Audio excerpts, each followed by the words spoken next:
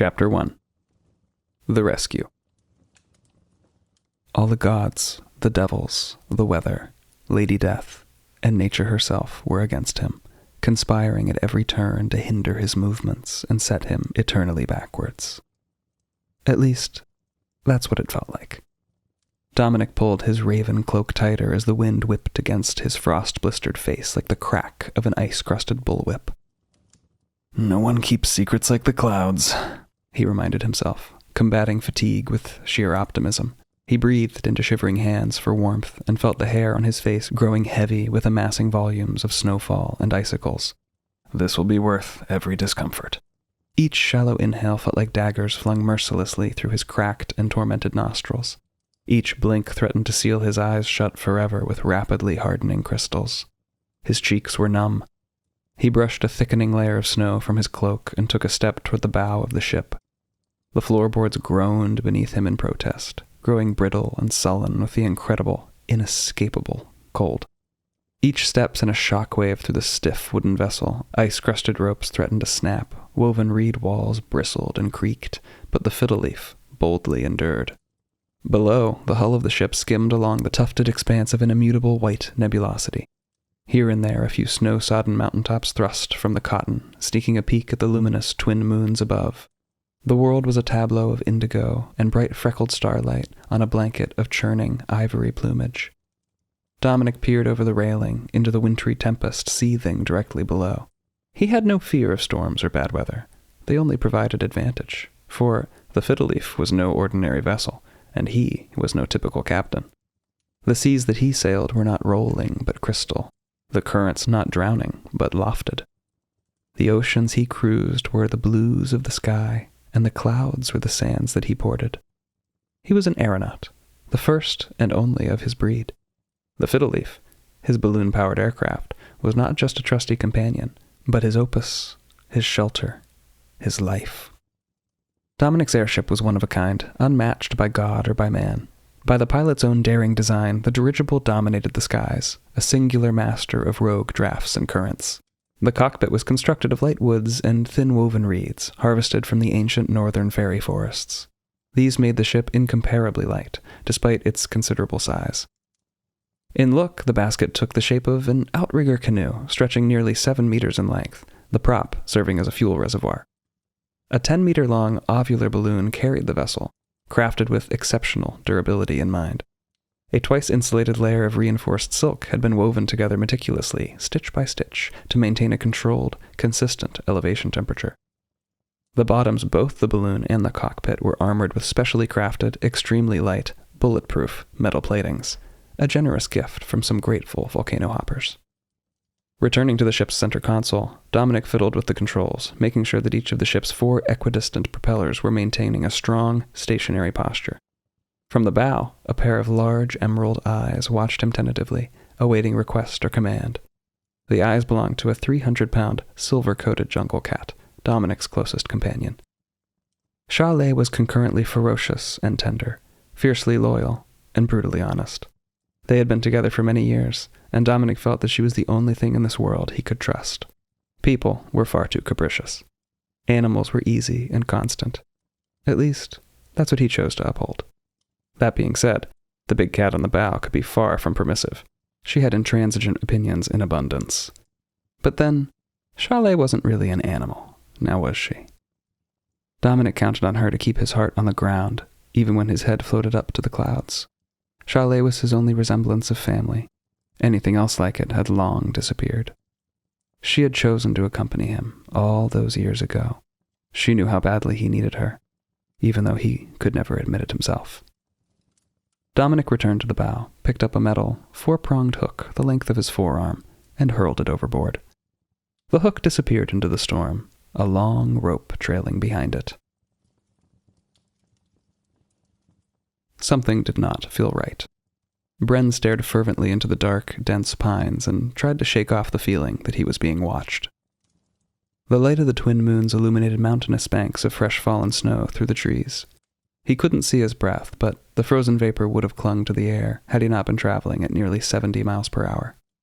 His teeth chattered incessantly, so he pulled his shoulders higher, attempting to hide any exposed skin from the blistering wind. The rifle strapped to his chest caught for a moment on his belt buckle. He glanced down, making sure that the safety was still off and a round still lived in the chamber. He wasn't usually the anxious type, but standing on the rumbling, hurtling, screeching iron monstrosity put his nerves on edge. It didn't seem natural to him for a man to be propelled across the land at such treacherous speeds.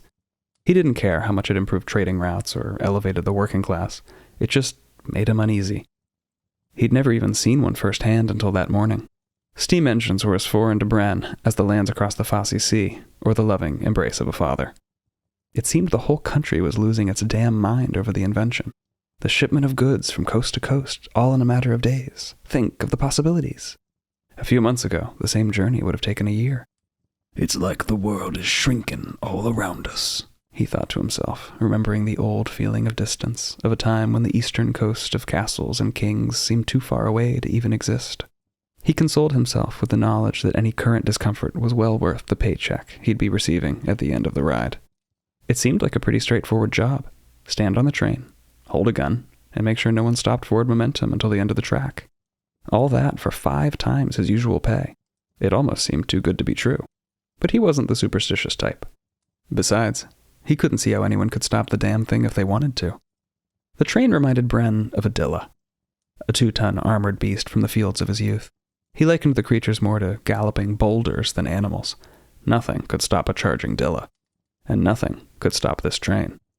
Still, he traced the shadowy bracken for sudden movements, his finger hovering gingerly over the trigger. Without warning, the train gave a shudder, as if something had struck it with force. Bren looked wildly about, but saw no sign of trouble along either side of the bustling cars. His fellow guardsmen glanced about with suspicion, meeting his apprehensive glances with ones of their own, but no one saw the cause of the jolt. The train elicited no signs of stopping, so Bren returned to his station. Still, something felt unusual, like somehow he was still being marked. Dominic sat cross-legged on the frost-covered floor of the airship, deep in meditation. They had been hovering over the clearing for the better part of an hour, waiting for a tug on the line. He took the ample time given to clear his mind of distractions, to purge all that would not serve him on his mission. He'd pulled his black hood over his mop of shoulder-length shaggy black hair, and the thick onyx cloak draped loosely around his broad, muscular frame, keeping his body heat in and the blistering frigidity out. He sat with his head tilted down, coarse facial hair lightly brushing his chest with the wind. Silver streaks raced through his hair and beard, each streak a lesson learned through torment and strife. Life had offered him many lessons. His skin was lightly tanned, retaining its rich pigment even after the weeks he'd spent in the tundra.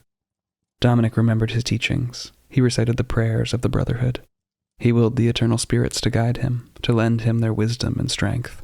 He did not dwell on the blizzard below him, nor the actions he would have to perform in its tumult. He focused on the gentle rhythm of his breathing, and listened to the soft hum of the fiddle leaf's flickering flame and the whispers of the wind. Chalet stared intently over the breast of the ship, her haunches flexing eagerly, her black-tipped ears twitched about, her head occasionally following their lead.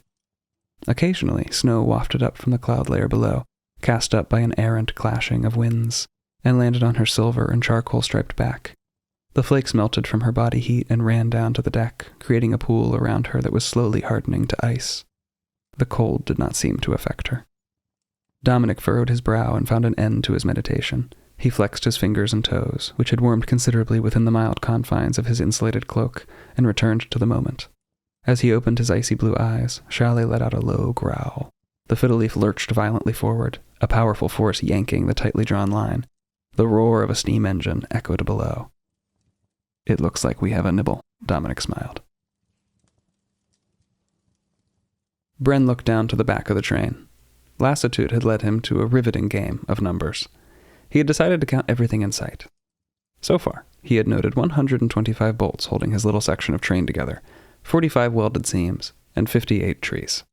Counting the trees became pointless, as they just kept coming, so he decided to count how many fellow guards were sharing his paycheck. Let's see. That's 4 men per cart, 2 on each end, and 15 carts. That means there should be 60 men total. Whoa, and they're paying us this much. Whoever's running this outfit is either loaded or paranoid, thought Bren to himself.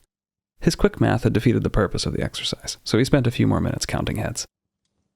Wait, that's only 52. Bren realized. I must have skipped a few. He counted again from the front. 47? That doesn't make any sense. Bren stopped, cocking his head to the side. He rubbed his eyes, unsure of what he had just seen. He could have sworn a shadowy figure had just fallen from the sky, picked up one of the guards at the back of the train, and flown away with him. What the? Pondered Bren aloud. He definitely saw it this time. A man and some other four-legged thing were falling from the clouds and disappearing with his associates. Oh, you've got to be kidding me. Dominic lowered his hood and tied his long, dark hair into a knot on top of his head.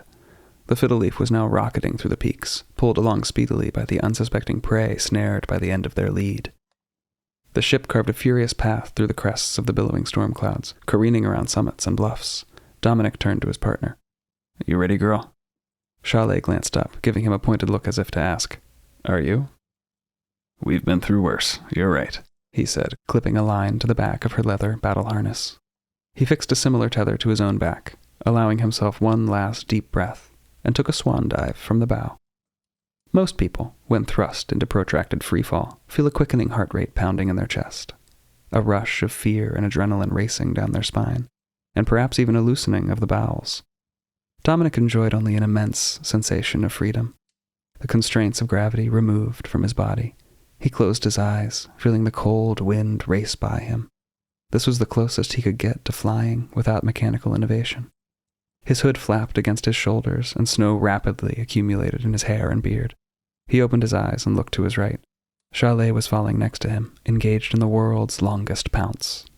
Her eyes were forward and narrowed, focused on her prey. As they cleared the dense, cloudy ceiling, he saw the train taking shape beneath them. The slack trailing behind the hooked line left them falling toward the back of the train. Dominic knew their target was up at the front, in the second or third car. The woman in Takari had been certain, and the look in her eye made him trust her completely. They would have to work their way through each of the 15 cars, either eluding or incapacitating the guards. This is going to take a while, Dominic conceded. He looked downward in time to feel the tug of the elastic rope between his shoulder blades tightening. His body was righted, his feet whipping around, and his descent slowed incrementally until he stood lightly on the roof of the train. His feet rested delicately on the snowy walkway, a few inches behind a man holding a rifle. The man jerked his head, feeling the sudden closeness behind him. Good evening, said Dominic, and wrapped the man in a tight hug. The instant of calm of the elastic rope came to a violent end. The cord constricted, yanking Dominic and his new friend skyward. At a height which Dominic deemed to be survivable but incapacitating, he released the guard, who plummeted into the blackness of the forest, no less confused than he was seconds before, but a good deal more terrified.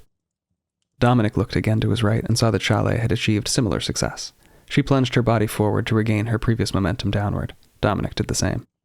The two worked methodically up the train, tossing goons on their way. When they reached the 7th car, an alarm sounded. Surprise was no longer on their side. Dominic was the product of an unimaginable summation of heartbreak. Very few men enjoy half as many tragedies as had befallen the valiant aeronaut through the course of his life. Dominic found that some people, when faced with a broken heart, fall into it.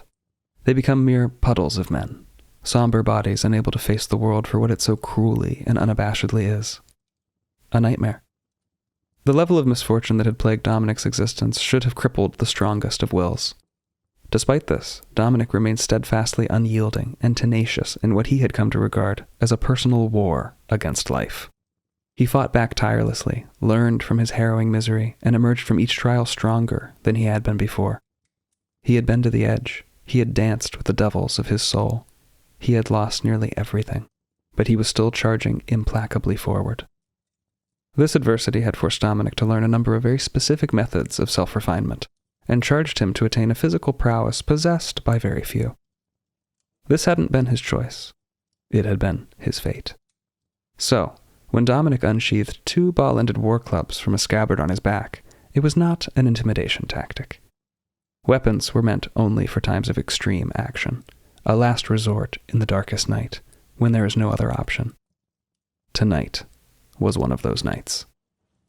3 men climbed onto the roof of the train, their feet sliding haphazardly on the snow. Dominic landed in front of them, ripping off his rope and swiftly clipping it to the first man up the ladder. The thug was launched into the air, disappearing into the swirling storm above. Dominic intended to worry about him when he came back down. His reflexes tuned, his awareness sharpened. The first thing he saw was the lifting of a rifle. He hooked the neck of the nearest guard with his curved clubs and pulled him into an awkward hug. 3 rounds fired in rapid succession, the sharp percussive blasts shattering the still winter air. The guard absorbed the bullets and fell limp. Dominic pushed him down the ladder well onto the shooter, causing both to tumble off the side of the train. He whipped his body around, putting all of his weight into a skyward kick. The wooden sole of his black leather boot met the chin of a falling, tethered guardsman, breaking his jaw. Dominic removed the rope and reattached it to himself. The limp man slid off the slippery metal roof into the darkness. Dominic looked at the blood on the top of the train and on the walkway below. No one else dies, he thought. His creed demanded that no life should ever be taken by the hands of another man. He jogged toward the front of the train, struggling for traction on the slick snow. The uncharged line pulled behind him, keeping the airship close. Charlotte was meeting an equal caliber of resistance on the railcar ahead. Dominic jumped past her as she pounced on a man's chest, using her hind legs to launch him into the darkness of the woods. Her front flipped back over itself, landing first, and was already moving forward before her hind legs had a chance to catch up. Dominic spared no concern over Charlotte's abilities. She had taught him almost everything he knew. At the front of the train, Bren was far from relaxed. He watched the events unfolding on the top of the train with a bitten lip and a tense trigger finger. This was supposed to be an easy job, he cursed himself for signing up for such an obviously dangerous employment opportunity. I knew they were paying too much. Now look, here comes the devil himself and his pet saber-tooth to end it all. Dominic was only a few train cars away. He and Chalet had made good work of the armed crew thus far. They were currently tether-free, having fixed their ropes to a ladder on the third car back. The fiddle leaf ripped through the clouds above, occasionally fading into view between banks. Dominic turned and looked at his furry companion. She had a man's head in her jaws. She flung him over the side and roared. A shot cracked through the air and Chalet crumpled into the snow. Dominic dropped to his chest, following the path of his heart, and made himself the smallest target he could. A few shots ripped through the snow next to him, and he rolled over to Chalet and pushed her onto her side. Her front leg had been hit, but it didn't look severe. He breathed a sigh of relief. "You stay here until I have what we came for!" he yelled over the howling wind. Another series of bullets zipped past them. The cat tried to stand, but winced in pain.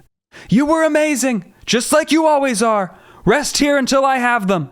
Dominic stowed his clubs and wrapped her wound in a medical cloth from his thigh pocket.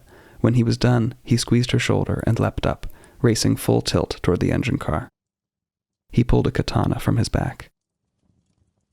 Bren looked out over the snowy roof hesitantly. He ducked quickly back into his covered position. He hadn't heard his assailant fire any returning shots, but he'd been in too many firefights to risk careless exposure. I think I got one of them, he cried to the engine driver, racking another round. He glanced over the top again and saw Dominic racing toward him. Gah! Bren exclaimed, firing his rifle at the dark approaching form. Dominic feigned to the left, dodging the stream of bullets and leaping over the gap Bren had turned into a foxhole. Bren looked up and time seemed to slow to a crawl as he locked onto Dominic's menacing, icy blue eyes. A shiver went down his spine that had nothing to do with the temperature. The cloaked man disappeared over the engine car. Bren peeked out of his gap but could see nothing. He knew what he had to do, and it made him very unhappy. You stay here and keep the train going. I'm going to go up there and finish this, he yelled to the conductor. The old wrinkled man gave him an encouraging upward thumb. Bren climbed cautiously onto the roof of the train. He looked forward and back, seeing nothing but snow whipping around them. Come on, man. I know you're here. Stop hiding. We're going to have to do this eventually. Bren racked his gun once more, just for his own sanity. A perfectly good bullet tumbled into the snow, unspent. He wouldn't have had the chance to use it anyway. The hooded figure emerged from the darkness with the celerity of a specter. There was a flash of polished steel, and Bren's gun came apart in his hands, sliced in two. He looked down in disbelief. Leave, and no harm will come to you by my hand, said a steady voice from beneath the cloak. Bren paused for a second, staring into the shadowy hood. A light flashed from the engine car, and he caught another glimpse of those frozen blue eyes. Yeah, no problem, he decided, and stepped off the side of the train. Luckily for Bren, he left the train seconds before it crossed the longest bridge in the north. He landed hard, but safely, in a bank of deep snow, and not in the frozen river a few paces away. Dominic made his way back to the engine car's hatch and dropped down into the compartment. The conductor gasped and fumbled to retrieve his pistol. Be still, commanded Dominic, pointing his sword at the man. My quarrel is not with you. The conductor froze. Dominic turned his back on the old man and reached for the door into the next car. As he did this, the conductor, shakily but silently, unholstered his weapon. Bang! The sound of the shot reverberated deafeningly through the tiny engine car. The old conductor's rusted pistol flew from his hand, pierced by the lead of Dominic's six-shooter. His reflexes had been so quick, the old man wasn't sure whether or not his own gun had misfired. Dominic turned back to the conductor, frowning. "I told you, my quarrel is not with you." A growl rumbled from above. Chalet's reflective green eyes shone through the hatch. "Watch him," commanded Dominic. The old man stared, terrified, at the enormous cat. Dominic entered the second car. The compartment was pitch black. Without any windows, the only light source came from the door Dominic had just opened. He squinted through the darkness, willing his eyes to adjust. In the middle of the car was a 6-by-6-foot wrought iron cage. Shivering in the cage, clutching each other in terror and for warmth, were two children. Dominic's heart filled with emotion for a moment, but he shut his feelings down, reminding himself to be cold, detached, professional. He permitted himself to be relieved, and nothing more. His many months of searching had finally paid off. Here he was, triumphantly standing next to his objective. But that pesky heartbreak licked at the walls of his ironclad heart, the children's big, brown, fearful eyes setting his stoic intentions aflame. There was a boy and a girl, siblings, both around the age of 10. Their skin was a swirl of milk chocolate and melted caramel. The girl's hair had clearly once been braided, but now was a knotted nest of ringlets and loose curls. The boy's was only half an inch long. They were clad in tattered, desert-style linen clothing, the same garments they had been wearing the day they were captured. The ensemble hardly met the demands of the cold mountain pass. They must be freezing, Dominic thought. He forced himself to think practically, logically, only on the matter at hand, even though every fiber of his being wanted to locate any remaining thugs on the train and make them pay for their role in this business. He knelt down next to the cage and noticed that there was no lock. The cage had been welded shut at the hinges and latch. "I'm going to get you out of here, I promise," he said in as soothing a voice as he could muster over the sound of the roaring steam engine and his own boiling rage. The children stared at him helplessly. He looked around. If the cage couldn't be opened, then the whole thing was coming with them. In the corner of the room, obscured by shadow, a lever jutted out of the floor. He wagered that it released the cargo door. A mighty pull, and a few clicks and clanks later, the side of the car rolled away. Snow and freezing air rushed into the car. It nipped at Dominic's eyes, drawing a stream of water. He hooked his war clubs over the roof of the car and pulled himself up and over through the door. On the roof, he went back to where he had tethered his bungee ropes to the fiddle leaf. He dragged them back to the first compartment, feeling the resistance of the airship high above him. His feet slid backward on the slick roof, but he heaved himself forward to the first car. When he got there, he fixed the first rope to Chalet's battle harness once again. "Be ready. It's time to leave," he said. She didn't take her gaze off the trembling conductor below, but a flick of her tail told him that she understood. He then hopped back down through the cargo door and fastened the second line securely to the top of the cage. "This is going to be a heavy load," thought Dominic, looking at the sturdy iron frame. "Hold on to something. And here." He pulled off his cloak and thrust it into the cage at them. "Wrap this around yourselves to keep warm." The little girl picked up the thick black robe and the two wrapped themselves in it. Beneath the cloak, Dominic wore a tarnished white blouse with a drawstring collar. It would not protect him from the frightful cold for very long. His rugged brown pants were made of coarse thread, designed for regulating temperature in both hot and cold environments. At least, they would have, if not for the extensive network of rips and tears from months of constant abuse. Dominic pressed his arms against the wall and his feet against the cage, launching the cage out of the opening. The kids fell out of the train and plummeted over the side of the bridge. He then reached up and smacked the center of the four-pronged hook that had implanted itself in the car's metal roofing. The jagged prongs sprang back into the casing, came uncoupled from the ceiling, and the tether disappeared into the storm. They were no longer married to the fate of the train. Dominic went to the door and looked down, waited a beat, and held his left arm and war club out. A second later, the cage flew up beside him, the rope charged with tension once again. The hooked club caught onto a bar and yanked him with it. In an instant, he was soaring into the sky. He whistled once and Chalet looked up from her position. Seeing that it was time to go, she leapt from the train, fell until her rope reached its elastic peak, and flew back up towards the clouds. The fiddle leaf began to list away, following whichever air current it fancied. The wide river was coming to an end, and sheer mountain faces were returning at an unprecedented pace. Dominic pulled himself up the outside of the cage and perched on top of it, gripping the iron bars resolutely. He let only one iron grip shift at a time. The cage bounced about unpredictably, attempting to fling him into the abyss. "I'll be right back!" he called to the children and began climbing up the rope. He ascended a perilous 30 yards of quivering cord before heaving himself into the safety of the airship. He breathed heavily and shook out his arms. They felt as if they were worn through and burned, like an old leathery shoe after a walk through the Rosian lava fields. He looked over the side of the ship. Tall, shadowy rock faces were flying past them. It was only a matter of time before Chalet and the kids were dashed against something hard and unforgiving. He needed his strength back. From a drawstring pouch in his hip pocket, he poured a handful of luminescent legumes into his hand. He isolated one and tossed it into his mouth. Crushing it once between his molars, he swallowed it mostly whole. Ugh, mother's mercy, Dominic cursed as the bitter, acidic taste crept over his tongue. Fabavita were one of the most notoriously vile life-saving remedies known to man or fairy. For hundreds of years, wizards, warlocks, magicians, apothecaries, and other magical folk had tried in vain to make palatable elixirs from the fruit. While some were inarguably tasty, the necessary crushing of the beans made the magical properties wear away within a few hours, making the products unusable and unreliable. One never knew when one of the little legumes would come in handy, but it hopefully wasn't often. It was common to have a few beans on you for months at a time without needing to use them.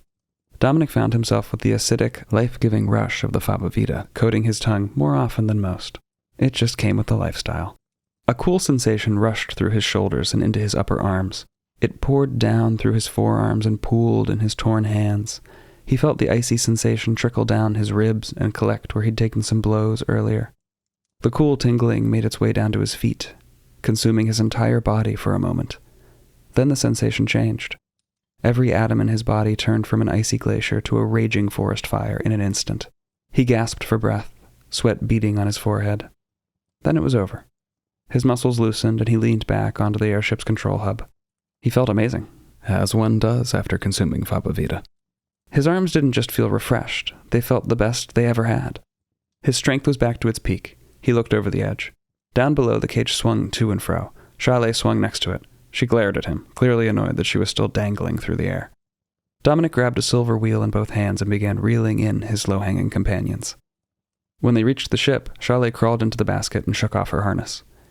She laid down at the bow of the ship, keeping a vigil lookout while nursing her wounded leg. Dominic looked at the kids, hanging there next to the ship, between the body and the prop. "Are you okay?" he hollered over the winds. They nodded. "Do you need another blanket?" They nodded their heads, trembling.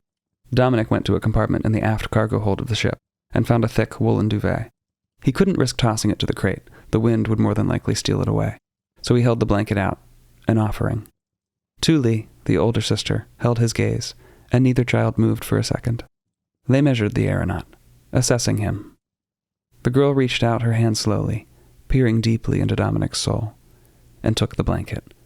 Dominic again felt that lick of heartbreak against the ice crusted over his heart. He turned away, rubbing his face and looking through the clouds as the children wrapped the blanket around themselves. He wasn't sure what was coming over him. It wasn't usually this hard to stay impartial. But something about these children ate at him, reminded him of another scared child, trapped in the recesses of his memory. The storm had broken. The winds calmed steadily, and the brilliant morning sun began gleaming over the craggy horizon, illuminating the peaks and valleys below. The frozen world sparkled. The forest appeared to be made of crystal. Dominic pulled a handle over his right shoulder, charging the ship's flame. A large supply of hot air filled the balloon and pulled them higher in the sky. He cranked his pitch and yaw wheels, checking his altimeter and keeping an eye on a particularly flat-looking peak. He set the fiddle leaf down gently into the snow and tossed an anchor over the side. He hopped out of the basket, sinking into a foot of soft snow. He took a breath and knelt down next to the cage, absorbing the sudden calm, allowing it to wash over him. The peril of the night was over. Undisturbed snow crunched beneath his weight. The morning air seemed extra still, chilled by the previous night's storm. He looked north into the unending visage of the Alphon Mountains. The rising sun illuminated the frosty peaks, casting long shadows to the west. "My name is Dominic," he said to the children, smiling warmly in an effort to put them at ease. They'd been through a lot. "And this is Chalet," he motioned to the cat. "We're friends of your uncle. He sent us to come find you. What are your names?" He knew their names already. The girl was Tuli, and the boy was named Bonbo. She was 11, and her brother was only 2 years younger. Dominic had been tracking their kidnappers for months, resolutely attempting to bring them home. He knew more about them than they could possibly imagine, but he wanted them to start talking, to feel more comfortable and safe in his presence. Being trapped in an iron cage dipped in the snow certainly wasn't helping.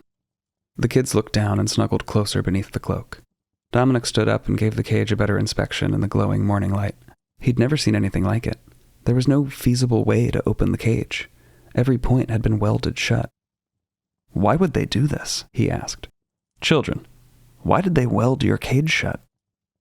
"Because we kept opening it," said the little boy, Bonbo. Dominic pursed his lips. He was glad one of them had finally spoken, but the response was still no less puzzling than his initial question. "And how did you get a locked cage open?" Dominic expected a sorry tale of lock-picking and thievery in the name of survival. This was a common enough anecdote, no matter how sad, but the children didn't offer up any such story. "Like this," was their only response. The two dropped the cloak from around them and kneeled, facing each other. In the morning light, Dominic could see how tattered their clothing had become. The light brown garments were soiled and torn, revealing deep bruises and crusting lacerations. What monsters would treat children this way? He wondered to himself. "I don't think we should do it for him. We don't know him," whispered sister to brother. "He saved us, and he says he's taking us home. Maybe he'll know why this is happening," the boy shot back. Dominic cocked his head, confused and intrigued by what the kids might be talking about. Lee must have agreed, for they both closed their eyes and held flat palms against each other's, right palm facing up and left palm facing down. They sat like that for a moment.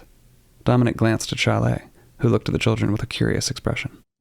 Then Dominic began to feel a sensation he didn't quite know how to describe.